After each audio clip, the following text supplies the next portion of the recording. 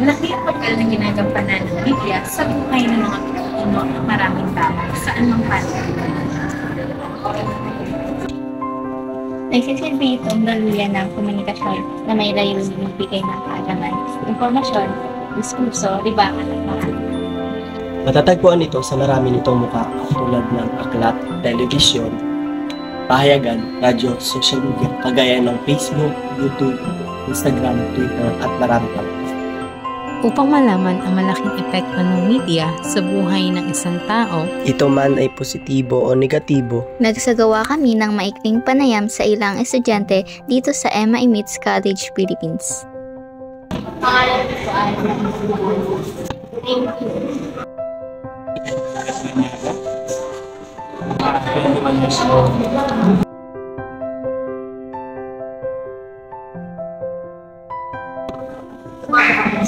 Sa TV, siguro madalang. Isang linggo, isang beses lang. Sa pag-gbaya ng dyaryo, hindi na masyado. Sa social media, araw-araw. Pero hindi din siya madalas sa isang araw. Ang oras, siguro ay mga 1 hour, pinakamagal.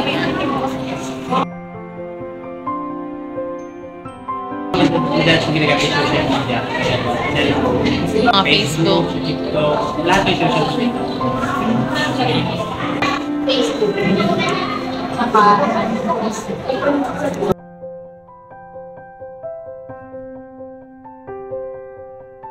Kasi social media talaga pinag-upunan ng informasyon sa mga ngayon.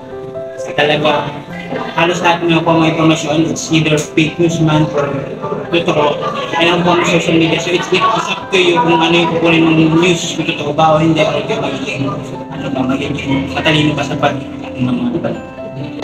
doon kasi sa media, pagka di mo nakikita yung mga mag-scroll ka lang doon, may mga balikan. Pag nakita mo yun, yung iba kapag ipagawa na yun.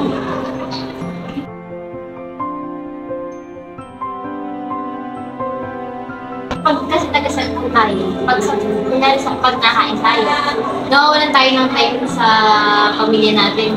Hindi tayo nagkakaroon ng bonding kapag tayo nakain sa natin. Mababawalan yung time sa isang talaga hindi na gaano ka ano yun, siyempre Yung quality. yung oras mo ay napupunta na halos sa social media, hindi na kami sa nakakapagpag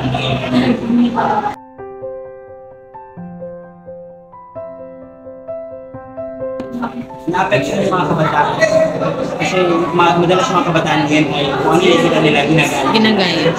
sa ganun parang kung ano yung nakikita nila kahit hindi masyadong tama or hindi talaga magiging nagsumasabi nila yung mga kabataan kahit parang kung ano yung uso, hindi nila sumasabi. Parang yun yung pinaka-negative na impact ng Social media.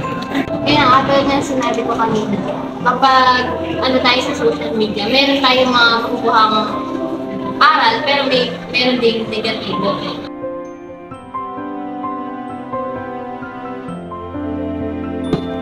Ang tutunan ko ay dapat may limitation tayo sa paggamit ng media. Hindi yung lahat ng oras natin ay wala akong nakalaan. maging maging matalino, dapat alamin mo kung ano yung dapat, hindi dapat katiwalaan mo na information. At sa paggamit ng social media ng ano ko yung aking papunod ko yung sarili ko kasi hindi ito naman ay dahil nga modernization na so nakakasabay tayo, yun nakakatulong siya para makasabay tayo sa pagbabago ng mundo.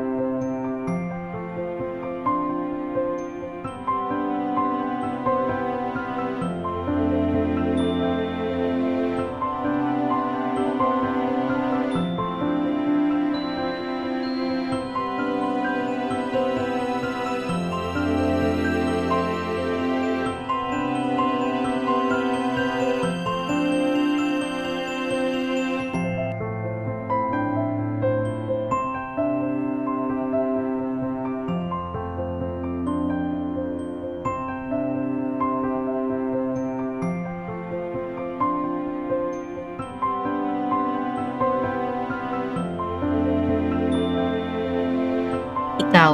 Ikaw, Ikaw, may natutunan ka ba sa paggamit ng social media?